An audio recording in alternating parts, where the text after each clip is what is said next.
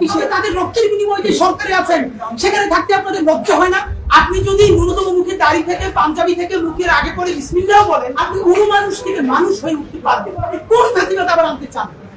আপনাদের এত হীনমন্যতা কিসে? কোন উপদেষ্টাকে বর্তমান শহীদ পরিবার বা আপামর জনতা আর বাংলাদেশের বলে বিশ্বাস করতে পারেন না। আমরা আজকে আপনাদের সামনে বলতে চাই, প্রধান উপদেষ্টার সেদিনকে বক্তৃতাটা আমরা অন্যভাবে বারবার দেখেছি। আপনাকে প্রধান উপদেষ্টা মহোদয়, আপনি কিভাবে তা ওয়ে ইউ টক, আপনার বডি ল্যাঙ্গুয়েজ, আপনি কোনটা স্পন্টেনিয়াসলি বলেন, কোনটা ইম্পোজড, এটা বোঝা যায় আপনার কথায়। পুরো যে বক্তৃতাটা, যে স্টেটমেন্টটা, যে ঘোষণাপত্রটা আপনি পড়েছেন, এইখানে আমরা আমাদের ডক্টর ইউনিসকে পাই নাই। আপনাকে মনে হয়েছে যে রাজনৈতিক দলগুলো সবাই মিলে লিখে দিয়ে আপনাকে দিয়ে পড়িয়ে নিয়েছে, কারণ আপনার যে স্পন্টেনিয়াস রিডিং, আপনি যেভাবে কথা বলেন, যেই আর্টিফিশিয়াল কোন আর্টিকুলেশন ছাড়া কথা বলেন, আমরা সেটা পাই নাই। আমার মনে হয়েছে, আমাদের মনে হয়েছে যে আপনি পড়ে শেষ করতে পারলেই বাঁচেন। আপনাদেরকে প্রথমে বলতে চাই, এই যে রাজনৈতিক দলগুলো আছে, আপনারা তো এই ঘোষণাপত্র বারবার দেখেছেন। সরকারের কয়েকটা অংশীজন আমাদেরকে বলেছে যে বড় দুই একটা রাজনৈতিক দল তারা এই ঘোষণাপত্রের ওয়ার্ডিং এখান থেকে একটু চেঞ্জ হয়ে গেলে তারা এই প্রোগ্রামে অংশগ্রহণ করবে না। তাহলে সেই রাজনৈতিক দল বিএনপি, জামাত ইসলামী, এনসিপি সবাইকে প্রশ্ন করছি, আপনারা সবাই মিলেই কি 1947 সালকে খারিজ করে দিয়েছেন? অদ্ভুত। আমরা কি দেখলাম আমাদের এই ঘোষণাপত্রে?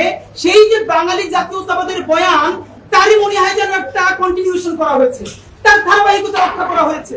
তাহলে এই বাঙালি জাতীয়তাবাদের বয়ান, যেই বয়ান মানুষকে জুডিশিয়াল কিলিং করতে পারে, গুম করতে পারে, খুন করতে পারে, হত্যা করতে পারে, এবং বিরোধী দলে ভোট দেওয়ার ফলে ধর্ষণ করলে তার পক্ষে আবার ন্যারেটিভ তৈরি করতে পারে, সেই বাঙালি জাতীয়তাবাদের বয়ানের জন্য তো হাজারো মানুষ জীবন দেয় না। ডক্টর ইউনূস সাহেব, আপনাকে স্পষ্ট বলতে হবে, এইটা কি আপনি লিখেছেন? এইটা লেখার কথা আসিফ নজরুল সাহেবের, উনি আইন উপদেষ্টা। তাহলে আইন উপদেষ্টাকে বলতে চাই, আপনি যে ড্রাফট করেছেন প্রত্যেকটা রাজনৈতিক দলের কাছে পাঠিয়েছেন। জামাত ইসলামী, আপনারা কেন এখনো বলছেন না আপনারা এখানে 47 নিয়ে কথা বলেছেন, কি বলেন নাই?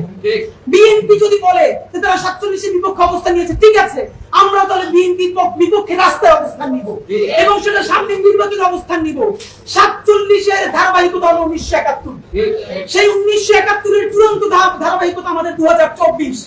47, 71, 24 কে একটার বিপরীতে আরেকটা বারবার দাঁড় করানোর চেষ্টা হয়েছে। প্রত্যেকটা বাংলাদেশ বিরোধী ষড়যন্ত্র।